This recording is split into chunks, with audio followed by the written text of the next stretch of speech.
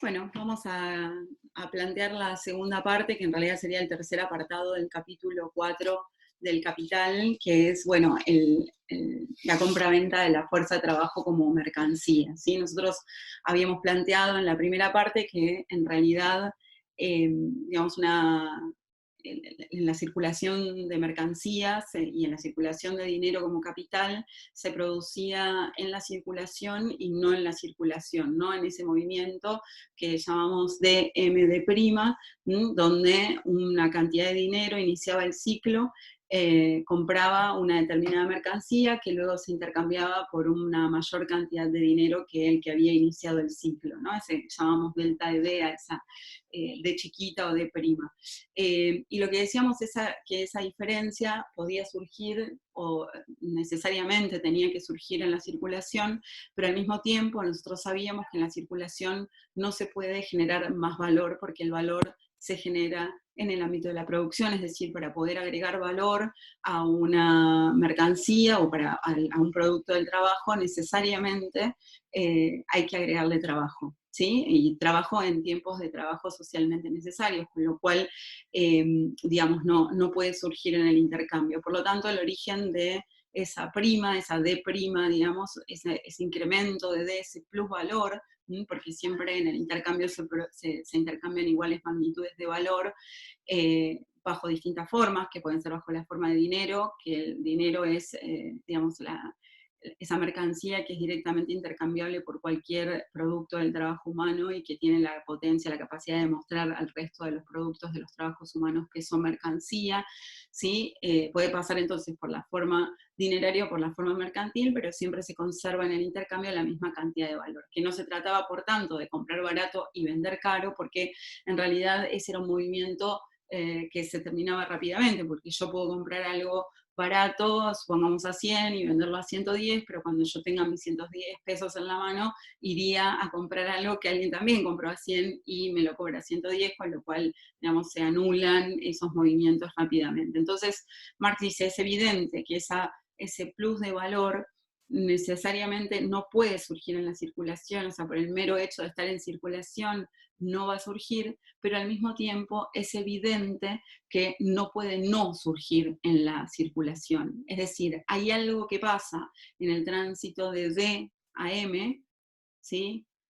O en el tránsito, o sea, de D a M y de M a D', ¿sí? Algo que ocurre en el medio que no está en la circulación, pero que necesariamente empieza en la circulación y tiene que volver a la circulación, ¿no? Entonces, Marx dice, si ese incremento no está, digamos, de D a M ni de M a D', la cosa debe estar en esa M, en esa mercancía que el dinero adelantado compra, ¿sí?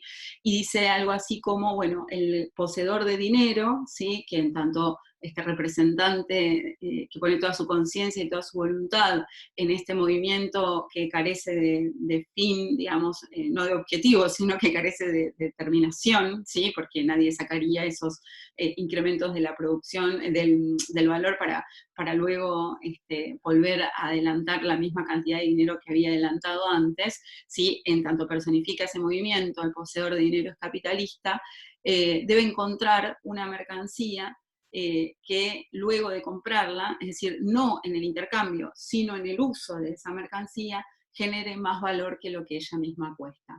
Y este capitalista, dice Marx, así para arrancar este tercer apartado, que es la compra-venta de fuerza de trabajo, tiene esa suerte, efectivamente tiene esa suerte, el poseedor de dinero, y puede comprar una mercancía de D a M, la mercancía que compra, esa M que compra, es la compra por su valor, pero su valor de uso, es decir, el uso de esa mercancía, rinde más que lo que ella misma cuesta. Es decir, el rendimiento de esa mercancía, el crecimiento de esa mercancía está en el consumo.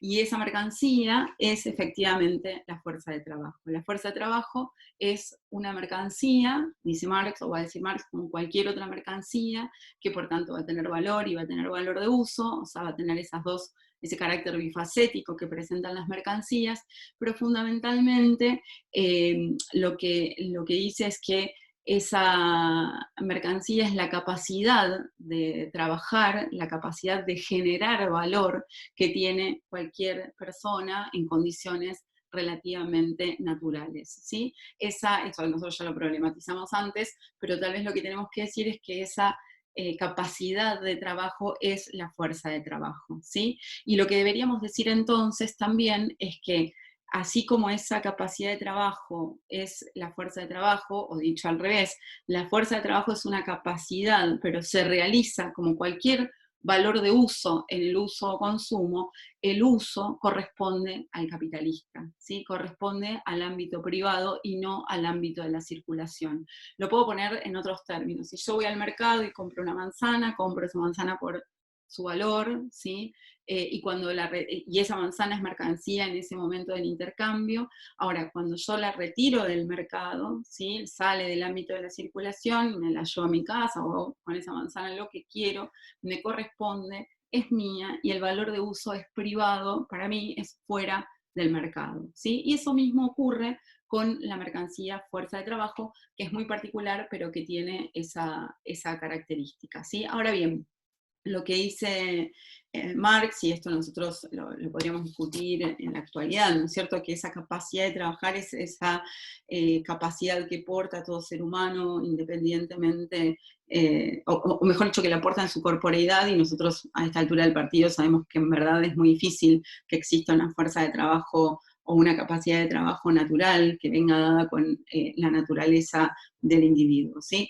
Ahora bien, Marx dice, en realidad, eh, apropiación de un plus, o podríamos decir apropiación de un excedente, hubo en otros modos de producción, pero no siempre la capacidad de trabajo fue mercancía, ¿sí? Y esto es otra especificidad, y es él quien la puede plantear, y también este carácter bifacético de ser valor y valor de uso de la mercancía, de ser una capacidad que se realiza en el uso, y que la única posibilidad de realizarse es realizando un trabajo. Ahora en un ratito vamos a leer una nota que es muy importante al respecto. Es decir, el esclavo trabajaba, ¿se acuerdan? Lo planteábamos antes, porque Aristóteles, por ejemplo, no podía explicar, lo explicamos en el capítulo 1, porque Aristóteles no podía explicar la relación de intercambio que se establecía entre,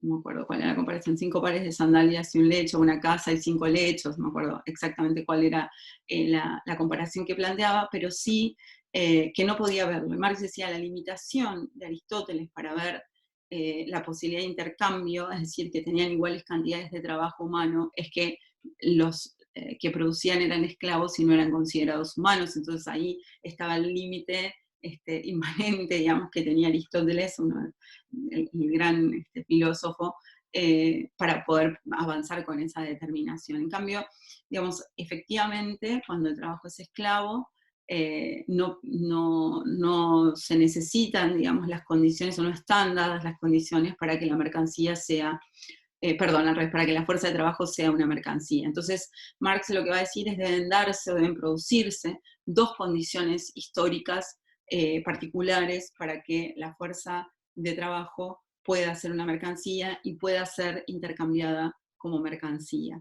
Y Marx va a decir algo así como, bueno, la naturaleza no produce, por un lado, personas con capacidad de trabajar y por otro, portadores de dinero, con capacidad de adelantar un ciclo de M de M', ¿sí? No es así, es decir, no es que crea plantas que producen obreros y plantas que producen capitalistas, por decirlo de alguna manera, sino que, muy burda por cierto, sino que en realidad eso es producto de la historia, ¿no? Y por eso digamos, es interesante también poder mirar el capítulo 24, es decir, cómo históricamente, en términos concretos, se produjo, digamos, esa transformación que da por resultado al obrero libre. ¿Sí? El obrero libre es el portador de esa mercancía fuerza de trabajo. Entonces Marx dice, bueno, por un lado, el propio poseedor de la mercancía fuerza de trabajo la ofrece y la puede vender él mismo como mercancía, por lo tanto le pertenece, y en ese sentido es un propietario libre de su mercancía, es decir, nadie lo obliga a vender su mercancía y mucho menos a venderlo a determinado capitalista, es decir, y además cuando él decide vender su fuerza de trabajo, hace un contrato libre, ¿sí? Con su capitalista, es decir, nadie le pone un revólver en la cabeza ni lo obliga a firmar ese contrato, va voluntariamente y solamente, de hecho, lo puede hacer porque es un hombre libre. Entonces necesita una de las condiciones para que exista el poseedor de mercancía fuerza de trabajo, para que exista incluso, dicho en otras palabras, ¿no es cierto?, la mercancía fuerza de trabajo, es justamente que entonces tiene que ser un individuo, perdón, jurídicamente libre, ¿sí? El contrato de trabajo es un contrato pactado entre iguales, ¿sí? El capitalista y el trabajador, ¿sí? Aquel que dice, créeme que yo sé hacer determinada cosa, ¿sí? Yo tengo capacidad de realizar determinada actividad para que vos uses mi capacidad de trabajo, le dice al capitalista, y el capitalista paga, ¿sí? Por esa capacidad de trabajo, aunque nosotros sabemos que quien abre crédito al capitalista es el obrero, ¿sí? Porque, digo, Marx esto va a suponer, en realidad, ahí sí, un poco en contra de todo lo que planteamos respecto de las suposiciones, pero va a suponer que el capitalista adelanta dinero cuando en realidad primero, ¿sí? El trabajador trabaja y después se le paga, con lo cual el capitalista es el trabajador el que abre crédito al empresario, ¿sí? Entonces esa es una condición, que sea un trabajador jurídicamente libre o que sea un hombre jurídicamente libre. La otra condición es que no tiene que tener la capacidad de producir por sus propios medios o de llevar los productos de su trabajo al mercado, ¿sí? Para no tener la capacidad de llevar sus propios productos al mercado, este individuo libre, jurídicamente libre, que es portador de la capacidad de trabajar, entonces también tiene que estar libre de medios de producción, es decir, debe ser no propietario de medios de producción, ¿está bien? ¿Por qué? Porque, bueno, si fuera propietario de medios de producción, entonces podría él producir sus propias mercancías y llevarlas por sí mismos al mercado y ser entonces un poseedor de mercancías en general y no de la fuerza de trabajo en particular. Bueno, esto hace entonces que sea, digamos, que él no tenga esos instrumentos de trabajo, no tenga estos medios de producción, y este es entonces el doble carácter libre, o este obrero doblemente libre, ¿sí? Este productor, este productor de mercancías doblemente libre, en el sentido que es libre e independiente de vender su mercancía, ¿sí? Podría no venderla, e inclusive es privado independiente de su decisión, él puede tomar su decisión privada independiente de en qué se especializa o qué es lo que aprende a hacer y lo que quiere intercambiar en el mercado, ¿está bien? Y además libre de medios de producción, ¿está bien? Entonces es un obrero libre en ese doble sentido, jurídicamente libre y materialmente libre, ¿sí? De medios de producción. Y acá lo que decimos es, bueno, esta libertad, de la misma manera, si quieren que hablamos de la palabra emancipación en la ideología alemana, bueno, no tiene una connotación necesariamente positiva, digámoslo así, ¿no? Es libre en el sentido de desposeído, también jurídicamente libre y desposeído. Por eso, ahí después, un poco más adelante, esto es una pequeña observación, Marx en el capítulo 24 lo va a titular La llamada acumulación originaria, ¿no? Es una crítica que hace a la economía clásica, a la economía política clásica, porque, bueno, porque ellos cifran ahí la posibilidad de existencia del capitalismo, es decir, en la conquista de libertades individuales, del liberalismo típico político y económico, digamos, ¿no? Es decir, bueno, ahora que somos libres, entonces, bueno, hay algunos que tienen la libertad de comprar y otros que tienen la libertad de vender su fuerza de trabajo. Y Marx va a decir, bueno, no, paren un cachito, porque esa acumulación originaria no se da, porque hay algunos que deciden que van a ser trabajadores libremente y otros deciden que van a ser capitalistas libremente, sino, bueno, esto es, digamos, es un proceso necesariamente violento y ahí es donde está la afirmación de que la violencia es la partera de la historia, ¿no? Digamos, en el capítulo 24, que sigo prometiendo, pero bueno, tal vez en algún momento lo podemos plantear. Entonces, lo que no sabemos, dice Marx ahí nomás después de plantear estas dos condiciones, es, bueno, ¿por qué justamente el propietario, digamos, ese obrero libre se enfrenta en hacer a la circulación? ¿Sí? Pero es evidente, dice Marx, hace esta afirmación, que la naturaleza no produce, por una parte, poseedores de dinero y por otro lado, poseedores de capacidad de trabajar, ¿no? Que solo portan sus fuerzas de trabajo. Entonces, eso es lo que tendríamos que seguir analizando, plantea Marx, y de hecho va a avanzar, ¿no? Desde el capítulo 8 en adelante, sobre estas determinaciones. Ahora, lo que me parece también importante plantear es que, de vuelta, así como, digamos, el capital abre el ciclo, digamos, o aparece por primera vez en el ámbito de la circulación bajo la forma de dinero adelantado que compra mercancías, solamente, dice Marx, el capital puede surgir tan solo cuando el poseedor de medios de producción y medios de subsistencia, si el poseedor de medios de producción y medios de subsistencia encuentra en el mercado al trabajador libre como vendedor de su fuerza de trabajo. Solamente entonces, cuando la capacidad de trabajo se constituye en mercancía, cuando ese individuo, digamos, tiene que, para poder sobrevivir, para poder, si quieren, lo ponemos en estos términos, metabolizar con la naturaleza, se ve obligado de alguna manera a vender su capacidad de trabajo, entonces, bueno, en ese momento recién aparece el capital, ¿sí? Entonces, el capital no es lo que dijimos antes, sí, es lo que dijimos antes, porque es un dinero que se adelanta, que compra mercancías y que luego, cuando vuelve al intercambio, lo hace, digamos, ese intercambio se produce por un mayor valor que inició el ciclo. Pero hay un mayor valor porque ha comprado en el ámbito de la circulación una mercancía particular, que es la fuerza de trabajo, que genera mayor valor que el que ella misma cuesta, ¿sí? Entonces, ahí lo que es importante de decir es justamente que el secreto, si se quiere, de ese mayor valor no está en el intercambio, aunque no puede no existir el intercambio, porque la fuerza de trabajo se compra en el mercado y la mercancía que va a producir la fuerza de trabajo se vende en el mercado, con lo cual necesariamente la circulación es un ámbito necesario, digamos, para la generación de plusvalor, pero no es ahí donde se produce, sino que se produce cuando se usa la mercancía fuerza de trabajo y esa mercancía se usa fuera del ámbito de la circulación, es decir, en el ámbito de la producción, lo que Marx va a decir tras bambalinas, ¿sí?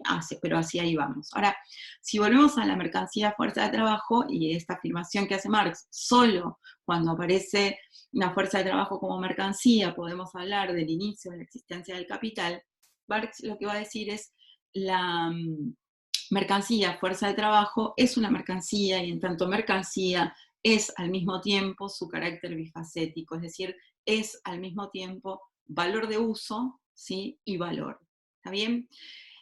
El valor de uso de la fuerza de trabajo es trabajar. ¿Está bien? ¿Por qué? Y esto, digámoslo desde ahora y después vamos de nuevamente a hacer una afirmación, o vamos a problematizarlo y a leer algo del texto. Pero nosotros decimos, la capacidad de trabajo, la fuerza de trabajo es una capacidad. En tanto capacidad es una potencia. ¿Está bien? Cuando nosotros decimos el valor de uso de este marcador, siempre tenemos un marcador a mano, el valor de uso de este marcador está en el uso que yo haga de este marcador, ¿sí? Es decir, si este marcador está ahí, es potencialmente un valor de uso, es decir, encierra la potencia de satisfacer una necesidad que solamente se realiza en ese uso o consumo. Con la mercancía fuerza de trabajo ocurre exactamente lo mismo. Es decir, hasta tanto esa mercancía no se ponga en acción y por tanto trabaje, ¿sí? Efectivamente el uso de la mercancía fuerza de trabajo, ese trabajo, existe ese trabajo como potencia. La capacidad de trabajo es el trabajo como potencia, es decir, como algo que se puede realizar y que también puede no realizarse. Y ahí está, digamos, la gravedad del problema o lo más, para nosotros sociológicamente, lo más complejo de esto, que es, bueno, esa capacidad se puede vender o no vender. Si se vende, se la usa. Si no se vende, no se la usa. Ahora, si no se la usa, el problema no lo tiene el capitalista que no la compra necesariamente, sino que la tiene primero el obrero que no la vende, ¿sí? Porque no vender esa mercancía significa no poder metabolizar con la naturaleza, y ahí está, digamos, el secreto de este problema que nosotros estamos planteando. Entonces, volviendo a la mercancía en su carácter bifacético, es valor digamos, es valor de uso que consiste en crear valor, y es valor, ¿sí? En tanto valor, la mercancía fuerza de trabajo no esconde ningún secreto, porque en realidad, al igual que el valor de cualquier otra mercancía, está determinado por el tiempo de trabajo socialmente necesario para su producción o de su reproducción, podríamos decir nosotros, es decir, está dado por el tiempo de trabajo socialmente necesario que requiere la producción de todos los bienes que tiene que consumir el obrero para estar al otro día nuevamente trabajando, ¿sí? Y en ese sentido, el valor de la fuerza de trabajo constituye un hecho histórico, es decir, qué bienes, qué tipo de bienes, en qué cantidades, digamos, requiere un trabajador para estar al otro día en iguales condiciones, constituye un hecho histórico. Incluso, podemos decir, puede depender del tipo de trabajo que realice. Pues en todo caso eso podemos problematizarlo cuando nos encontremos, para charlar distintos ejemplos. Pero lo que sí, en definitiva, como cualquier otro valor, en la medida que la fuerza de trabajo es valor, representa únicamente, dice Marx, una determinada cantidad de trabajo medio, ¿sí?, objetivado en ella, ¿sí? Una cantidad de trabajo medio. Y entonces es esto, es el tiempo de trabajo socialmente necesario que se requiere para su producción o, digamos, su reproducción, es decir, el conjunto de bienes que tiene que consumir un trabajador para poder estar al otro día nuevamente trabajando. Estoy mirando para todos costados porque tenía una pequeña laminita que he hecho que ahora no la encuentro, pero bueno, me parece que la dejé en otro lado. No importa, después lo miramos del libro. Pero entonces, el valor de la fuerza de trabajo entonces es el valor de los medios de subsistencia que necesita esa fuerza de trabajo para producirse. Ahora, así como el movimiento del capital carece de medida, es decir, no va a finalizar mañana porque haya un capitalista que ya se hizo millonario, ¿sí?, sino que en realidad, dijimos, se convierte en una especie de sujeto automático que crea valor porque es valor y además digamos, se reproduce, digamos, casi automáticamente, dice Marx, y el obrero es mortal, ¿sí? Entonces el valor de la fuerza de trabajo debe contener, ¿sí?, o debe contemplar la posibilidad de la renovación de la clase trabajadora, es decir, digamos, la posibilidad de que los hijos de los obreros, vamos a poner estos términos, sigan siendo obreros, ¿sí? Y que los hijos de los obreros sigan siendo obreros supone necesariamente que tienen que tener un determinado nivel de consumo, un determinado nivel de posibilidad de subsistencia, para estar en condiciones de vender su capacidad de trabajar más adelante. Si digamos, un trabajador no, digamos, no gana lo suficiente, el valor de su fuerza de trabajo está por debajo de lo que necesita, por ejemplo, para reproducir a su prole, ¿sí?, ahí viene, es decir, a los sustitutos, a quienes van a sustituir a él en ese trabajo el día de mañana, pues entonces lo que se dice es que esa fuerza de trabajo no se va a producir en condiciones normales, sino que se va a producir de manera atrofiada respecto de las necesidades del capital, ¿sí? Y entonces, bueno, es probable que esa capacidad de trabajo no tenga, digamos, los atributos necesarios para poder venderse el día de mañana en el mercado. Y esto, bueno, es importante y habría que ver específicamente qué representa esto en economías, por ejemplo, como la nuestra, ¿no? Entonces esto me parece que también es importante y la condición normal, digamos, esto que Marx denomina condición normal de la producción de la fuerza de trabajo, de los consumos que tienen los trabajadores, constituye un hecho histórico, ¿sí? Que en determinado momento haya digamos así, yo qué sé, que el esparcimiento, las vacaciones, el aguinaldo formen parte, digamos, del salario del trabajador, que el salario, digamos, es el precio, ¿sí? Es lo que va a representar el valor. Ese salario puede ser a la par del valor, es decir, bueno, representa todo lo que el trabajador necesita para estar al otro día nuevamente trabajando, puede estar por encima de ese valor, que es lo que todo trabajador querría y es lo que, históricamente se defiende. Después yo les recomiendo más adelante a quienes les interese más actualmente los temas, hay algunos textos muy interesantes para leer, pero también desde el marxismo, por ejemplo, un autor que se llama Richard Hyman, que es muy, muy interesante para leer en este aspecto. Digamos, o debajo de su valor, es decir, un salario que no contempla todas las necesidades de los trabajadores y que, bueno, que va a tener tremendo problema, digamos, de al no contemplar todas las necesidades, de que ese trabajador no se reproduzca a sí mismo, que no puede reproducir a sus sustitutos para el día de mañana, ocupar un lugar en el ámbito de la producción. Entonces, considerando que esta capacidad es histórica, Marx lo que va a decir, y acá tengo la suerte de que mi laminita quedó perdida, tengo acá algunos puntos, pero me parece que no la traje, pero no importa, tengo desarmado el libro, así que se los muestro acá. Marx va a suponer, ¿sí?, que, voy a ver si lo ponemos acá, entonces hace un supuesto, ¿no? Acá dice, vamos a suponer que un trabajador necesita por día 365, o sea, necesita la mercancía A por día, y entonces por año necesita 365 unidades de la mercancía A, por semana consume una unidad de la mercancía B, por eso necesita 52 unidades de la mercancía B, cada 3 meses consume la mercancía C, y así sucesivamente, ¿sí? Y todas esas necesidades que el trabajador tiene, lo divide por 365 días, a Marx le resulta que esa cantidad de trabajo contenida en esas mercancías, nosotros vamos a poner ejemplos más sencillos en el capítulo 5, más coloquiales, digamos, en el capítulo 5, pero lo que Marx va a decir es, bueno, en definitiva, eso representa 6 horas de trabajo, y si suponemos una jornada de 12 horas, se llevará la mitad de su jornada laboral. Esto después vamos a desarrollarlo mejor, pero en definitiva, lo que Marx está diciendo es, bueno, la medición, digamos, de ese tiempo de trabajo socialmente necesario es el tiempo de trabajo socialmente necesario que se requiere para producir esas mercancías que el obrero necesita para estar al otro día en iguales condiciones trabajando. ¿Está bien? Vamos a poner en términos ahora más sencillos. Supongamos que un trabajador necesita, no sé, tomar mate, y entonces consume, yo qué sé, un cuarto kilo de yerba por día, y necesita 2 pasajes de colectivo, y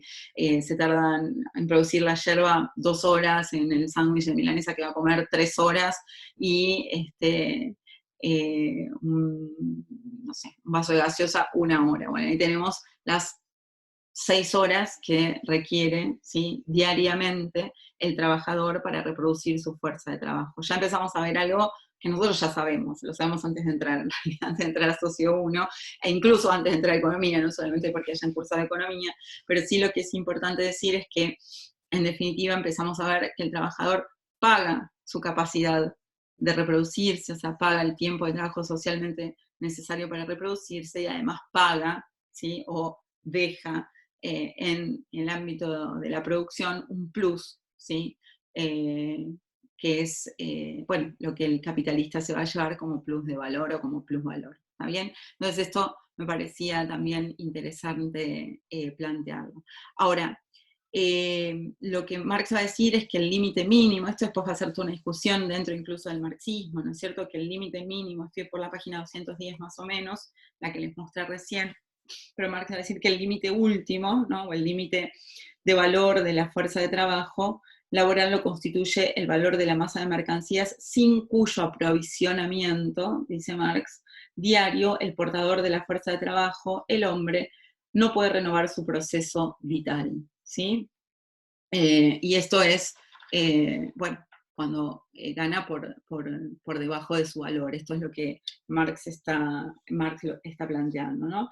Y dice, esto es el valor de los medios de subsistencia físicamente indispensables. Claro que uno diría, ¿cuáles son los medios físicamente indispensables? Bueno, también es una discusión histórica, ¿no? Si el precio de la fuerza de trabajo cae, con respecto a ese mínimo, cae por debajo de su valor, pues en tal caso solo puede mantenerse y desarrollarse bajo una forma atrofiada, una cosa que nosotros ya planteamos.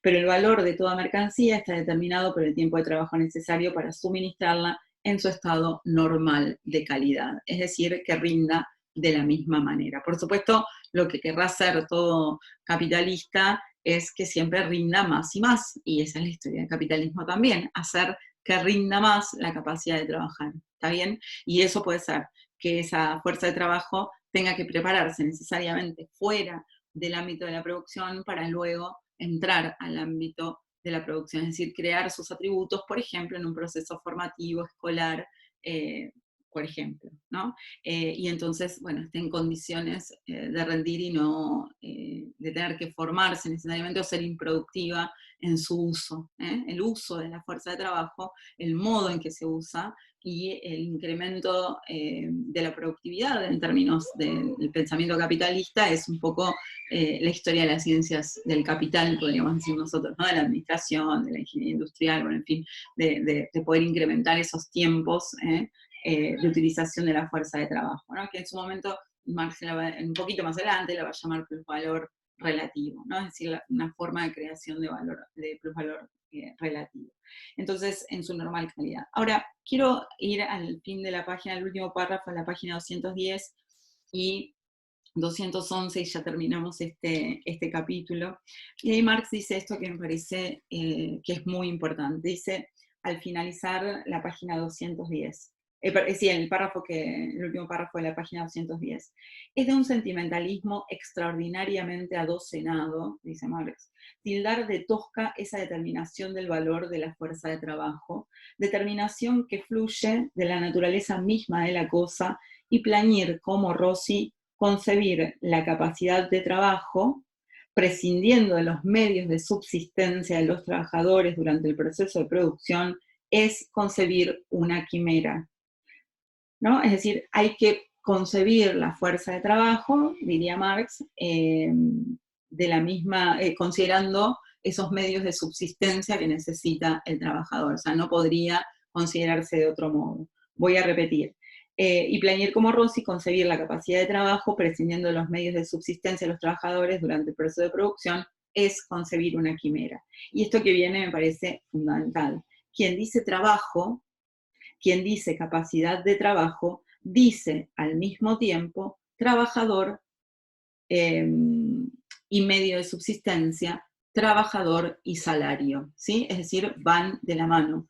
Quien dice, repito, trabajo, dice capacidad de trabajo, dice al mismo tiempo trabajador y medio de subsistencia, trabajador y salario, ¿sí? Porque fuerza de trabajo no es lo mismo que trabajo, ¿sí?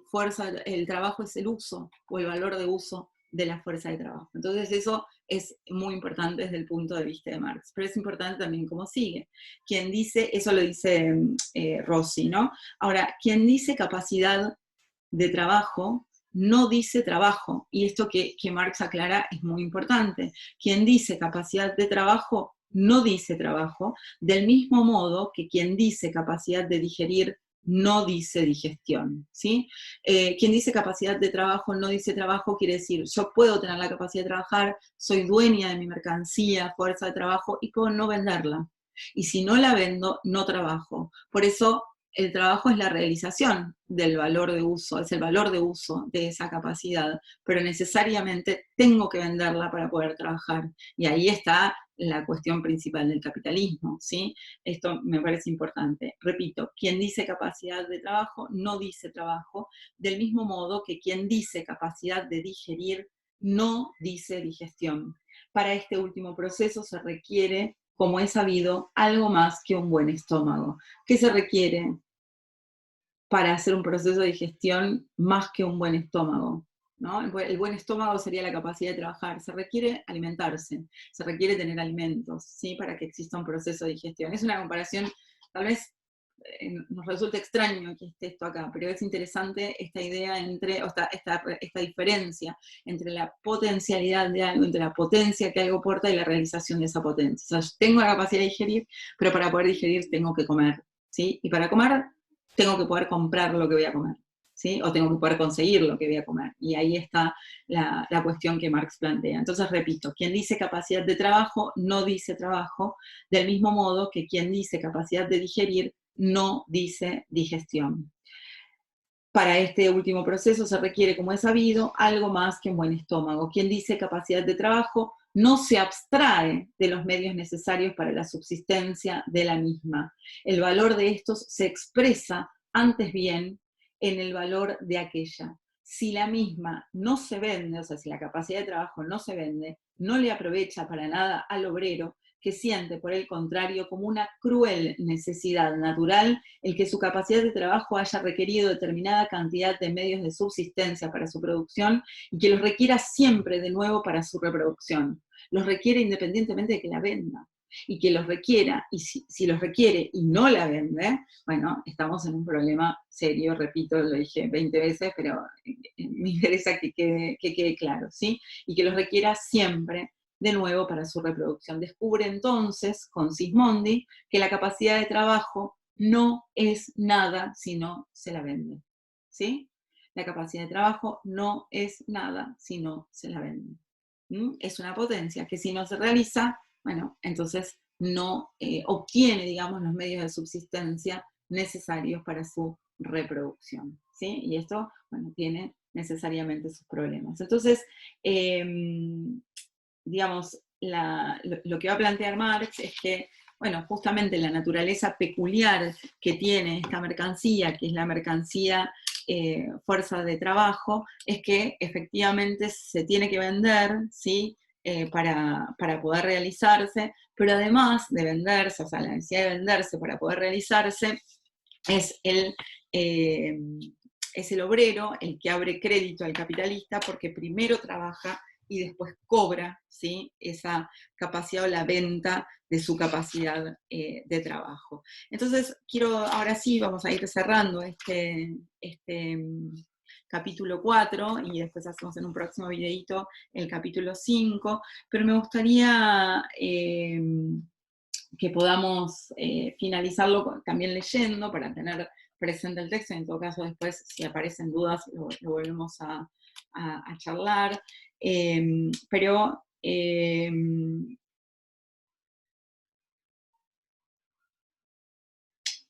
bueno, Marx establece por qué va a ser la precisión, digamos, o la suposición en realidad de que el obrero percibe en el momento de la venta, digamos, de la fuerza de la venta, se produce en el contrato, ¿no? Es decir, por qué en ese momento se produce digamos, el pago, por qué lo va a suponer, ¿no?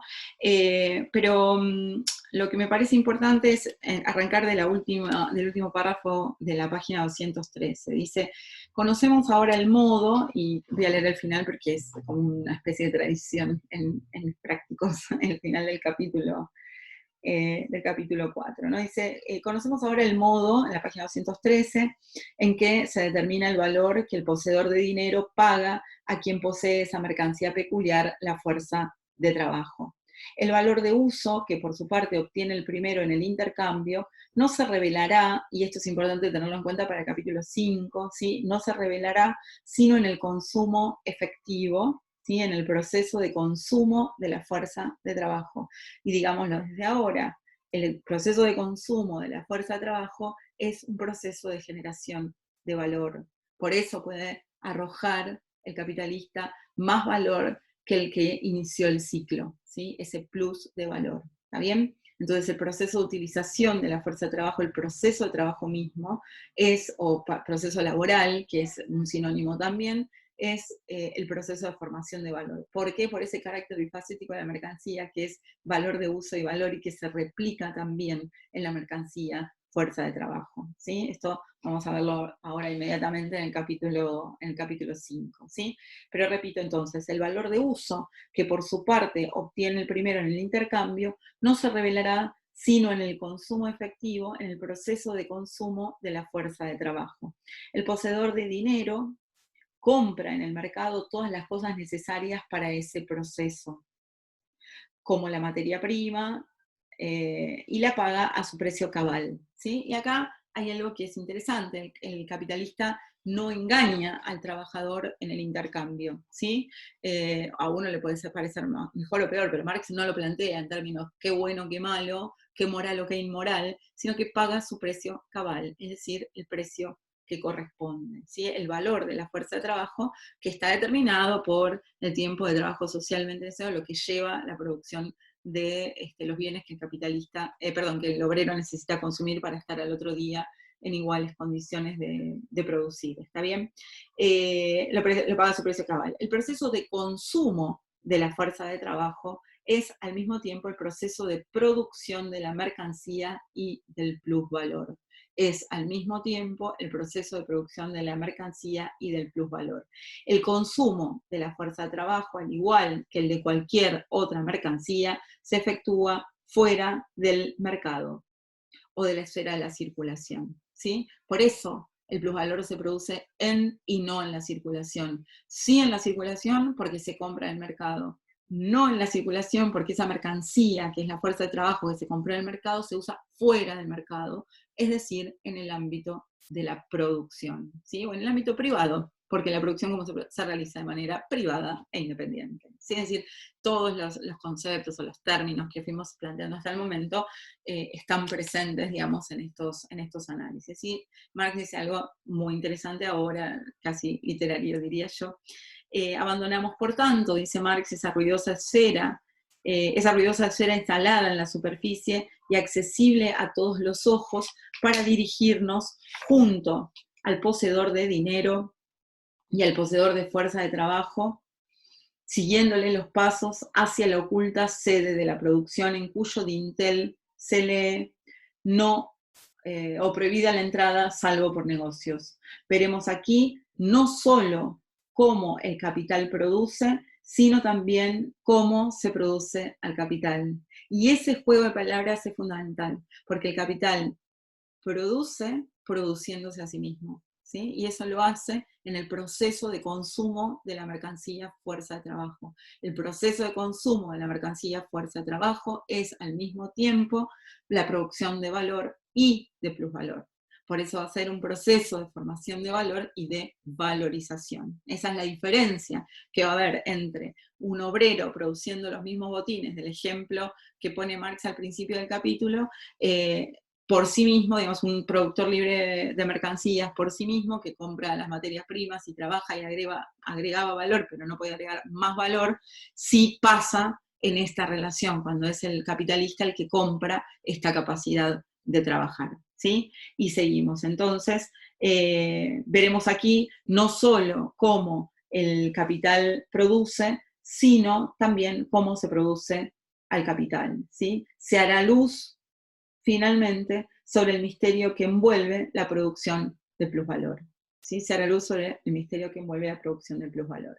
Y dejamos entonces el ámbito de la circulación, en el que aparece la mercancía, que va a ser la fuente, digamos, de ese plus de valor que aparece en la circulación, de esa D' que cierra el ciclo, pero que lo va a volver a abrir, como veremos casi inmediatamente, para meternos en el ámbito de la producción, donde no se admiten se prohíbe la entrada salvo que sea por negocios. Está bien, y voy a leer lo último porque siempre me parece de un nivel increíble estos dos parrafitos que tenemos en la página 214. Dice Marx: la esfera de la circulación o del intercambio de mercancías, dentro de cuyos límites se efectúa la compra y la venta de la fuerza de trabajo, era en realidad un verdadero Edén de los derechos innatos humanos, ¿sí? Lo que allí imperaba eran la libertad, la igualdad, la propiedad y Bentham. Libertad, porque el comprador y el vendedor de mercancías, por ejemplo, de la fuerza de trabajo, solo están determinados por su libre voluntad, ¿sí? El hecho de que sean, por ejemplo, jurídicamente libres, tanto el capitalista como el trabajador o el obrero, ¿sí? Por su libre voluntad. Celebran su contrato como personas libres, jurídicamente iguales. El contrato es el resultado final en el que sus voluntades confluyen en una expresión jurídica común. Igualdad, porque solo se relacionan entre sí en cuanto a poseedores de mercancías e intercambian equivalente por equivalente. ¿Sí? Esta idea que decíamos en la página anterior, el capitalista paga por las materias primas y por la fuerza de trabajo el precio cabal, ¿sí? Su precio cabal. En cuanto a poseedores de mercancías, intercambian equivalente por equivalente. Propiedad, porque cada uno dispone solo de lo suyo. Bentham, porque cada uno de los dos se ocupa solo de sí mismo, ¿sí? Bentham es como un exponente del utilitarismo, ¿sí? El único poder que los reúne y los pone en relación es el de su egoísmo, y el de su ventaja personal, el de sus intereses privados. ¿Sí? Esta es la idea del homo economicus, ¿sí? Que es el sujeto de la economía política, por lo menos de Adam Smith en adelante, ¿no? Por acá creo que se ve, acá está, ¿no? Los primeros capítulos de la riqueza de las naciones, Smith dice, ¿no? El panadero no lleva el pan al mercado porque es buena persona, sino porque solamente es su interés individual egoísta para conseguir lo que él necesita, ¿no? Esta es la idea del egoísmo, ¿no? Que además no solamente es natural, sino que es necesario. Solo si cada individuo realiza su interés egoísta, la sociedad funciona, si no, no funciona. ¿Está bien? Esto no importa. Los economistas, sí, no recuerdo si, creo que no hicimos la presentación para saber si teníamos economistas en la sala, pero en general, algunos tenemos venido que estamos compartiendo o que ya dejó por aquellos pagos. Bueno, volvemos entonces. Porque, bueno, entonces el único poder que los reúne y los pone en relación es el de su egoísmo, el de su ventaja personal, el de sus intereses privados. Y precisamente porque cada uno solo se ocupa por sí mismo y ninguno por el otro, ejecutan todos en virtud de una armonía preestablecida de las cosas o bajo los auspicios de una providencia omniastuta solamente la obra de su provecho recíproco, de su altruismo, de su interés colectivo. ¿Sí? Al dejar atrás, y esto me parece una genialidad, al dejar atrás esa esfera de la circulación simple del intercambio de mercancías en la cual el librecambista vulgaris abreva las ideas, los conceptos y la medida con que juzga la sociedad del capital y del trabajo asalariado, se transforma en cierta medida, según parece, la fisonomía de nuestros personajes. El otrora poseedor de dinero abre la marcha como capitalista. El poseedor de fuerza de trabajo lo sigue como su obrero. El uno significativamente sonríe con ínfulas y avanza impetuoso. El otro lo hace con recelo, reluctante, como el que ha llevado al mercado su propio pellejo y no puede esperar sino una cosa, que se lo curtan. ¿Sí? Entonces, esos individuos iguales, privados, independientes, jurídicamente libres, que pueden establecer un contrato de compra-venta de una mercancía, como es la mercancía fuerza de trabajo, desaparece en el ámbito de la producción, ¿sí? Donde uno entra como capitalista y el otro entra como obrero, y cada uno representa un papel diferente, y el uso entonces de esa mercancía que el capitalista ha comprado le pertenece, le corresponde, como le corresponde a cualquier propietario que ha pagado el precio cabal en el mercado, el consumo de la mercancía que ha comprado. Y ese proceso es el que da, entonces, lo que no tengo que hacer, da lugar al capítulo 5, ¿sí? Que es el proceso de trabajo y el proceso de valorización. Y veremos ahí entonces cómo se da esta doble cara, ¿no? De la mercancía como valor y como valor de uso, y esa doble cara del trabajo como trabajo abstracto y como trabajo concreto.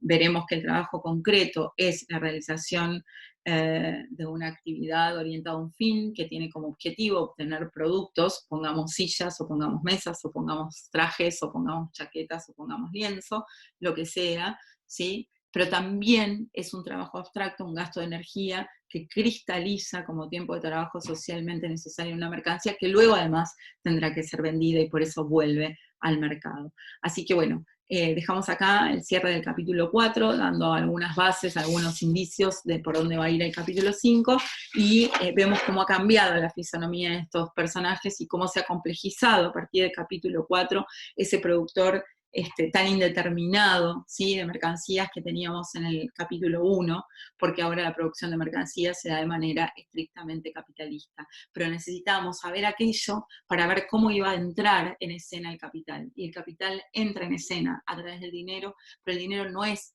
capital.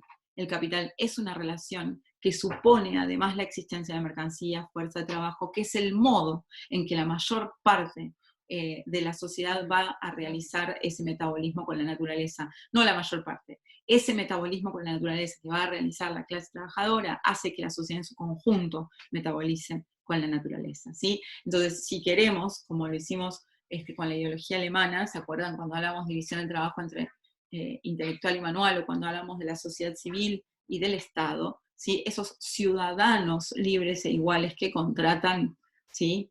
en el ámbito de la sociedad civil son capitalistas y trabajadores, y son completamente diferentes. Uno entra, digamos, con todo el poder, y el otro entra reluctante como quien lleva su pellejo al mercado. Bueno, espero que se haya entendido, nos encontramos en el capítulo 5.